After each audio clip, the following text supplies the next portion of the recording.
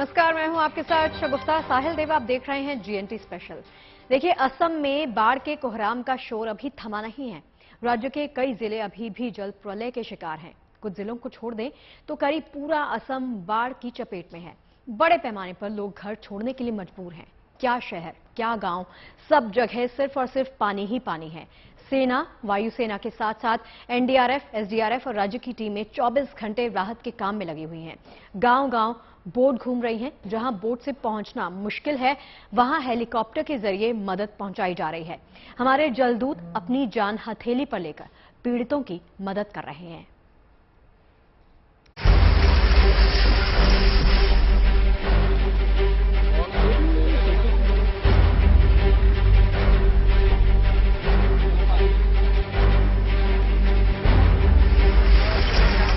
कहीं मकान ढह रहे, कहीं अरमान ढह रहे हैं, कहीं फंसे हैं बेजुबान, तो कहीं खुद डूब रहे हैं भगवान। लेकिन सैलाब का सितम है कि थमने का नाम नहीं लेता। ब्रह्मपुत्र और उसकी सहेलियां पूरे उफान पर बह रही है। कछार से कामरूप तक, मोरीगांव से नगांव तक, बारेपटा से उदलगुड़ी तक असम के 22 से ज्यादा जिलों में जल प्रलय का प्रकोप थम नहीं रहा है। जहां तक नजर जाती है वहां तक पानी ही पानी। घरों में पानी है, खेतों में पानी है, सड़कों पर पानी है। ऊपर से लगातार हो रही बारिश ने हालात और खराब कर दिए हैं। असम के 22 जिलों के 2254 गांव इन दिनों भयंकर बाढ़ का सामना कर रहे हैं। इन गांवों में रहने वाले 21 लाख से ज्यादा लोगों की जिंदगी बाढ़ के प्रकोप से तितर-बितर हो गई। असम में 22 जिलों के साथ 2000 से ऊपर गांव और 21 लाख से ऊपर जनसाधारण अभी भी बाढ़ के प्रभावित है। असम में लगातार बारिश के चलते असम का हर नदियां जलस्तर वृद्धि हो रही है। मेरे पीछे देख रहे ब्रह्मपुत्र नदियां हर घंटे में डेंजर लेवल से 22 सेंटीमीटर ऊपर बढ़ रही है। उसी के दौरान असम में कोई जिलों में बाढ़ का पानी कम हो रही है। कोई जिलों में हालत अभी भी नाजुक है। असम में खुद सुरक्षा देने वाले भी बाढ़ के प्रकोप से सुरक्षित नहीं है। ये नजारा असम के नलबाड़ी का है, जहां भंगनमरी पुलिस स्टेशन की 2 मंजिला इमारत लगातार बारिश और सैलाब की भेंट चढ़ गई। उधर नगांव जिले के कामपुर में इंसान से लेकर जानवर तक लगातार बारिश और बाढ़ का सितम झेल रहे हैं। रोजमर्रा की जरूरतें पूरी करना भी चुनौती बन गया है। ऐसे में सेना, एनडीआरएफ और पुलिस के बचाव दल जल प्रलय से जिंदगी को बचाने की मुहिम में दिन रात एक किए हुए हैं। बचाव दल लगातार लोगों को बाढ़ के बीच से निकालकर सुरक्षित इलाकों पर ले जा रही है। उधर बोगाई गांव जिले के बांसबारी इलाके में आई नदी का जलस्तर बढ़ने से लोगों की मुसीबतें बढ़ गई हैं। बांसबारी इलाके में हर रोज बाढ़ का तांडव है। आप लोग जानते हैं कि 10 दिन से ये बोंगाईगांव जिले के बांसबारी बंडरा अंचल में बाढ़ के कारण 200 से अधिक जो फैमिली अभी अफेक्टेड हुआ है वो आई नदी ने लेके गया है। अभी तक घर बारी, स्कूल, मदरसा, कब्रिस्तान सबको लेके गया। आज फिर से एक अचानक आई नदी का पानी जब घुसा तो एक अवर्णनीय परिस्थिति यहाँ पे हुआ है। तो ज्यादातर परिवार यहाँ पे फंसे हुए हैं अभी। उधर सिलचर में बाढ़ से हालात बदतर होते जा रहे हैं। बाढ़ से मचे कोहराम के बीच खाने पीने की किल्लतें भी बढ़ने लगी।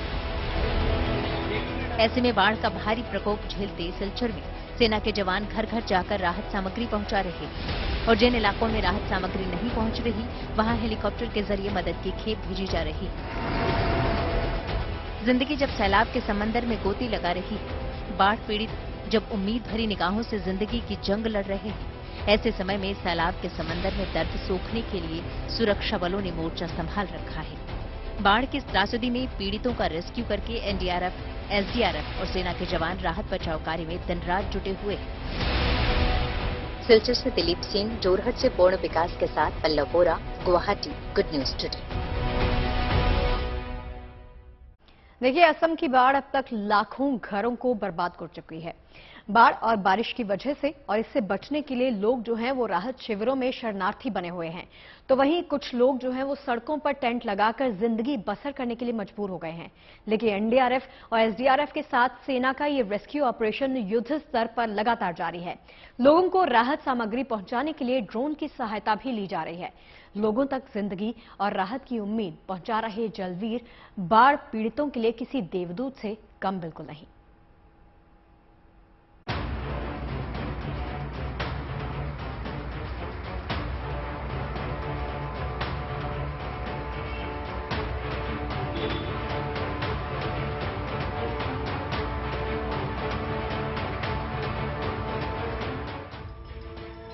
बाढ़ के कोहराम से असम में तबाही की इबारत लिखी जा रही है, लेकिन बाढ़ पीड़ितों को उम्मीद है कि आफत के बादल जल्द ही छट जाएंगे। और इस उम्मीद के पीछे की सबसे बड़ी वजह है ये तस्वीर। यह आज असम से आई राहत और बचाव की सबसे खूबसूरत और दिल को छू लेने वाली तस्वीर है। एक तस्वीर जो बताती है कि असम में जल प्रलय के बीच किस तरह से जांबाज फरिश्ते बन गए हैं। वो फरिश्ते जिनके लिए एक माँ के दिल से दुआएं निकल रही है। हमारे बच्चे के जन्म हुआ था, उसके बाद सर लोगों ने मिलकर हमें हमारे बच्चे को फ्लड सिस्टम से पार कराया। ये बहुत बहुत शुक्रिया, दिल से तहे दिल से उनका थैंक यू। आप लोग नहीं होते तो हम लोग जैसे बहुत मुश्किल में फंस जाता। बहुत हेल्प किए हम लोगों ने किया। और हम भी दुआ करते हैं हमारा बेटा कभी फौजी बने, ये भी हम कोशिश करेंगे। दरअसल ये महिला अपने 6 दिन के नवजात के साथ बाढ़ के पानी से घिर गई थी। ऐसे में असम राइफल्स के जवानों और अधिकारियों ने न केवल इस परिवार को बचाया, बल्कि बच्चे को गोद में लेकर सुरक्षित ठिकाने तक पहुंचाने भी निकल पड़े। उधर दूसरी तरफ असम की बाढ़ में जिंदगी बचाने के साथ साथ जिंदगी चलाने की मुहिम भी जारी है। सिलचर में सैलाब के चलते बेघर हुए लोगों के लिए फिलहाल ये रिलीफ कैंप ही घर बन गया है। बाढ़ के चलते जिंदगी पानी पानी हुई तो जैसे इस कैंप में राहत का किनारा मिल गया। यहाँ लोगों की खाने पीने से लेकर बच्चों की पढ़ाई को जारी रखने तक के इंतजाम किए गए हैं। इस बात की पूरी कोशिश की गई है कि बाढ़ के कहर ने चाहे घर छोड़ने पर मजबूर कर दिया हो, लेकिन जिंदगी अपनी रफ्तार से चलती रहे।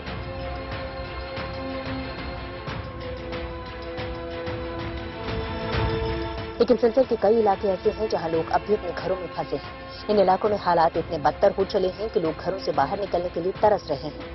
बाढ़ का पानी घरों और गलियों में इतना ज्यादा भर गया है कि लोग छतों पर शरण लेने के लिए मजबूर हैं। सेना के जवान राहत सामग्री को रस्सी के जरिए पहुंचा रहे हैं, क्योंकि बाढ़ का पानी नीचे घरों में भरा हुआ है। इसके अलावा बाढ़ पीड़ितों को राहत सामग्री पहुंचाने के लिए ड्रोन की मदद ली जा रही है।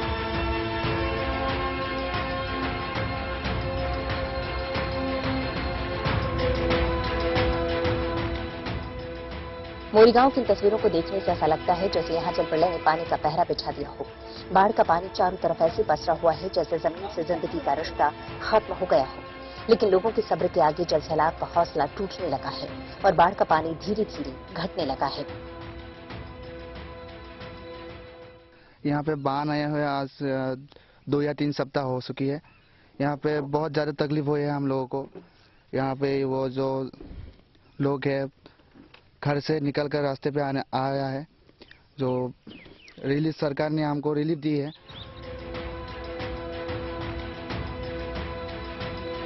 मोरीगांव में पानी के घटने का अंदाजा इसी से लगाया जा सकता है कि जिन सड़कों पर पहले पानी का पहरा था, अब उन सड़कों पर पानी घटने से ये महिलाएं निकल पा रही हैं। हालांकि फिर भी आफत कम नहीं हुई है, क्योंकि घरों के चारों ओर अभी भी बाढ़ का पानी जमा है। यही वजह है कि अभी भी लोग सड़कों के किनारे टेंट लगाकर रहने के लिए मजबूर हैं। लेकिन आफत के बीच ही राहत का इंतजाम भी किया गया है। सरकार की कोशिशों पर बाढ़ पीड़ितों का हेल्थ चेकअप किया जा रहा है और उन्हें जरूरी दवाइयां भी दी जा रही हैं। ऐसे आ रही है लोगों का, तो मानसिक का भी थोड़ा प्रॉब्लम हो रहा है। उनसे सडनली 1 महीने में दो से फ्लड आ गया, तो इन से लोगों का बहुत कुछ प्रॉब्लम हो रहा है। तो इसलिए हम लोगों को मेंटल सपोर्ट देने के लिए और थोड़ा मेडिसिन, यहाँ पे मेरा ज़्यादा से ज़्यादा लोग साइकेट्रिक पेशेंट है, उन लोगों को भी मेडिसिन देने के लिए और थोड़ा बच्चों लोगों के लिए खाना वगैरह लेकर आज पहली बार मैं यहाँ पे आया हूँ। इसके अलावा इन्हें सरकारी राशन में गेहूं, चावल, चीनी और तेल भी दिया जा रहा है ताकि बाढ़ के बीच में कम से कम इन्हें खाने पीने की कमी का सामना न करना पड़े।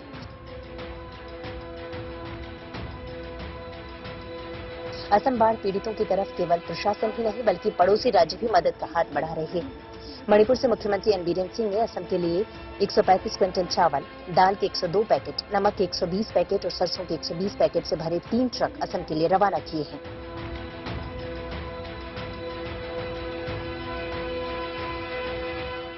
So I think that it is our sole responsibility as a neighboring state, and they are all our family, friend, brothers and sisters.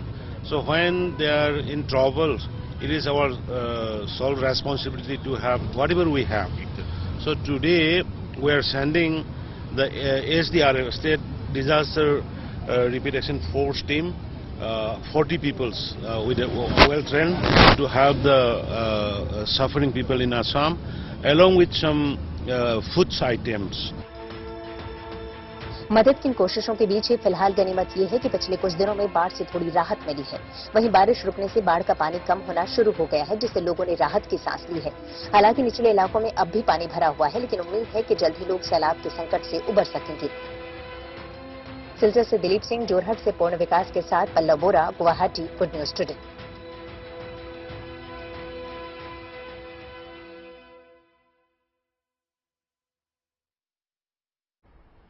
वैसे देखिए, अब असम और पूर्वोत्तर ही नहीं बल्कि देश के कई इलाकों में जमकर बारिश शुरू हो चुकी है। मौसम विभाग की तरफ से इस हफ्ते कई राज्यों में बारिश होने का अनुमान जता दिया गया है, लेकिन उत्तराखंड के 7 जिलों के लिए मेट डिपार्टमेंट ने बारिश का ऑरेंज अलर्ट भी जारी कर दिया, यानी इन जगहों पर तेज बारिश हो सकती है।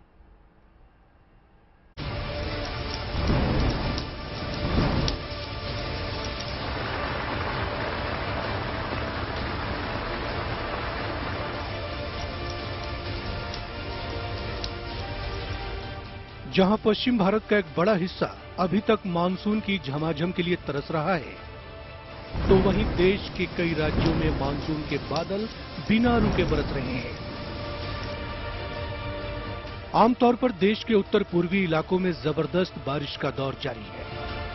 अरुणाचल प्रदेश के ईटानगर में कई दिनों से हो रही लगातार बारिश के चलते सियांग नदी उफान पर है। पासीघाट कस्बे समेत पूर्वी अरुणाचल के कई छोटे छोटे गांव सियांग नदी का प्रकोप झेल रहे हैं। इलाकों को जोड़ने वाले कई पुल और सड़कें भारी बारिश की भेंट चढ़ गए हैं। पिछले कई दिनों से बारिश की वजह से अरुणाचल में काफी ज्यादा भूस्खलन हुआ, लैंडस्लाइड जगह जगह हो रहे हैं और फ्लड, यहाँ पे फ्लड भी हो रहा है। अरुणाचल में ईस्ट सियांग डिस्ट्रिक्ट है, वहाँ सियांग नदी का भी जलस्तर खतरे से बढ़ चुका है। और हम देख सकते हैं ईटानगर में ये ब्रिज, एक यहाँ पुल था, उस पुल के द्वारा लोग जाते थे संगे लादेन स्पोर्ट्स एकेडमी, एक स्पोर्ट्स स्कूल था खेल कूद का, उसकी जाने का जरिया एक छोटा सा ब्रिज था यहाँ पे। ये ब्रिज भी गिर चुका है। आप देखिए, ये मेरे पीछे आपको दिखाऊंगा मैं, ये पानी का बहाव देखिए आप। उधर उत्तराखंड की राजधानी देहरादून में भी बादल खूब मेहरबान है। दून की पहाड़ियों पर 27 तारीख से ही बारिश का दौर जारी है। यूं भी मौसम विभाग ने उत्तराखंड में 28 जून तक भारी बारिश का येलो अलर्ट जारी किया था। पूर्वानुमान में 29 जून को प्रदेश के 7 जिलों में भारी से बहुत भारी बारिश के ऑरेंज अलर्ट के साथ ही जिला प्रशासन को सावधानियां बरतने को कहा गया था। तो 28 से 29 में अगर बात करें तो उसमें एक्टिविटी और भी बढ़ेगी। अधिकांश जगहों में आप ये कह सकते हैं हल्की से मध्यम जो है बारिश है वो मिलेगी, और साथ ही में जो भारी या बहुत भारी बारिश है वो भी एका दुक्का जगहों में अंदर के डिस्ट्रिक्ट और इसके साथ ही जो है नैनीताल और देहरादून की भी अगर बात करें तो 28-29 में इनमें भी भारी या बहुत भारी बारिश तक जो है एका दुक्का जगहों में देखने को मिलेगी। तो जो एक्टिविटी है वो बढ़ रही है, और जो आज बताया गया है, हेडक्वार्टर ने स्टेटमेंट जारी किया है कि अगले 3 से 4 दिन में जो मानसून का फ्लो है वो पूरी तरह उत्तराखंड में पहुंच। ये तस्वीरें उत्तराखंड के चमोली जिले की हैं। बारिश के बाद बद्रीनाथ हाईवे पर भूस्खलन शुरू हो गया और पहाड़ से मलबा टूटकर हाईवे पर आ गिरा। हाईवे पर मलबा आने से यातायात पर गहरा असर पड़ा। उत्तराखंड में बदले मौसम का असर केदार धाम में भी देखने को मिल रहा है, बारिश के बाद केदार घाटी के तापमान में गिरावट दर्ज की गई है। आपको बता दें कि इन दिनों केदारनाथ में 4 धाम यात्रा जोरों पर चल रही है, लेकिन मौसम की दुश्वारियों के बावजूद श्रद्धालुओं की आस्था में कोई कमी नहीं है।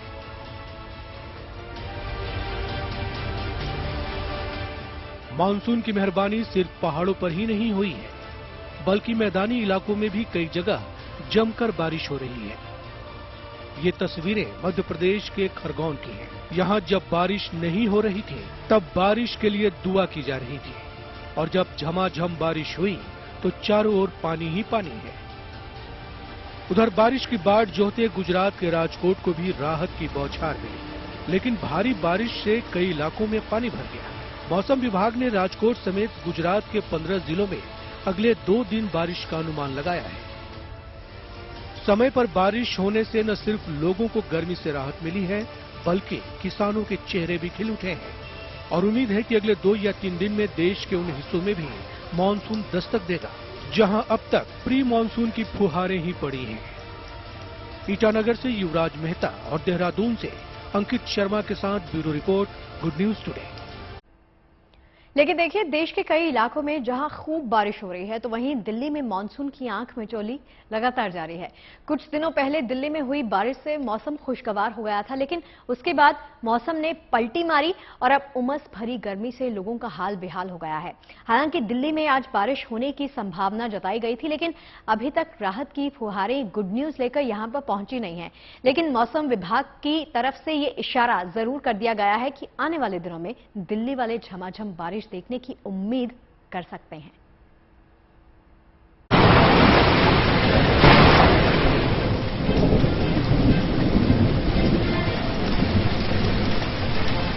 हमारा जो सैटेलाइट पिक्चर जो दिखाता है, आप देख सकते हैं कि काफी क्लाउड जो है उत्तर प्रदेश और उत्तराखंड, हिमाचल ऑलरेडी बारिश शुरू हो चुका है, और दिल्ली में भी धीरे धीरे जो है क्लाउड बढ़ रहा है, और तापमान जो था कल आज शायद थोड़ा कम होगा। दिल्ली का बात कर रहा हूँ, तो अभी जो दिया है हम लोग उत्तर प्रदेश, हिमाचल, उत्तराखंड का हम एडवांस कर रहे हैं कल सुबह, और दिल्ली, पंजाब, हरियाणा का कुछ हिस्सा, राजस्थान का हम सब्सिक्वेंट 2 डेज जैसे 30 जून टू 1 जुलाई कोई भी एक दिन हम मानसून ला रहे हैं, क्योंकि सारा जो फीचर्स है अभी फेवरेबल है। ये जो मानसून का जो लाइन है मोस्टली गुजरात कवर हुआ है, मध्य प्रदेश कवर हुआ है, और बिहार उत्तर प्रदेश बॉर्डर में रुका हुआ है, लेकिन आज बहुत तेजी से आगे बढ़ रहा है। आप देखेंगे तो ऑलरेडी कन्वेक्शन है, रेन है, ठीक है ना, और अच्छा वेदर है, लेकिन उसके साथ साथ वार्निंग भी है। मानसून कम्स विथ प्रॉब्लम है, एक्चुअली तरह तरह प्रॉब्लम है। अभी रेन बढ़ेगा, उत्तराखंड को ऑरेंज रखे हैं, उत्तर प्रदेश पूरा भी ऑरेंज रखे हैं 2 दिन, जो 30 और 1 जुलाई 29 से रखे हैं, और ऑलरेडी फिर नॉर्थ ईस्ट में वेरी हाई रेन हुआ कल, वो भी रेड कलर आज है, वार्निंग में है, और जो गैंगटॉक इलाका है वो भी बहुत हाई रेनफॉल है। यानी ये जो एक्टिविटी है उत्तर भारत का, ये रहेगा अभी अप टू 2 जुलाई। तपती धूप और बढ़ती गर्मी से फिलहाल दिल्ली वालों को अब थोड़े दिनों में राहत मिलने वाली है। आप कह सकते हैं कि अगले 2 से 3 दिनों के अंदर दिल्ली एनसीआर में मानसून दस्तक दे सकता है। हालांकि ये कहा जा रहा है मौसम विभाग की तरफ से कि आने वाले 2 दिनों के अंदर उत्तराखंड, राजस्थान और मध्य प्रदेश में मानसून दस्तक दे जाएगा, और उसके बाद अगला पड़ाव होगा मानसून का सीधे तौर पर दिल्ली एनसीआर और खासकर पश्चिमी उत्तर प्रदेश। तो हम कह सकते हैं कि जो स्थिति, जो हालात बनते नजर आ रहे हैं, उसमें तापमान में गिरावट आनी आज से, कल से शुरू हो जाएगी, और जो तापमान आपने पिछले दिनों देखा है उस प्रकार का तापमान अब फिलहाल आपको देखने को नहीं मिलेगा। और आने वाले दिनों में खासकर 1 से 2 दिनों के अंदर हम कह सकते हैं कि दिल्ली एनसीआर में हल्की फुल्की बारिश के साथ मानसून आना यहां पर शुरू हो जाएगा। और उम्मीद मौसम विभाग ये करके चल रहा है कि 30 जून या फिर 1 जुलाई तक दिल्ली एनसीआर में मानसून दस्तक दे देगा। कैमरा पर्सन अंकित के साथ Varun Sinha, good news today के लिए।